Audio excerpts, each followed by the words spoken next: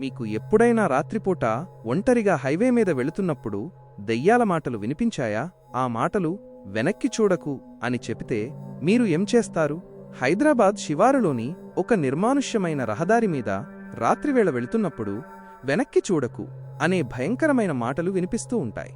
రవి అనే ఒక truck driver ఈ మార్గం దాటే ప్రతిసారీ ఈ భయంకరమైన గొంతును వినవలసి వస్తోంది.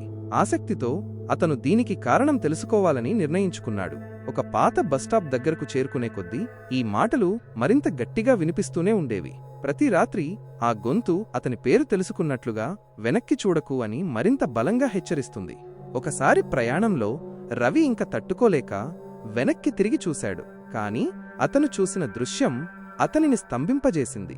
అతను తనను తాను చూసుకున్నాడు. అది అతనే, కాని కొంచెం వృద్ధుడిగా, కళ్లలో భయంతో వెనక్కి చూడకు అని హెచ్చరికలు ఇస్తున్నట్లుగా కనిపించాడు. అతను భయంతో ముందుకు తిరిగిన క్షణంలో ఒక పెద్ద లారీ అతని ట్రక్ను ఢీకొట్టింది.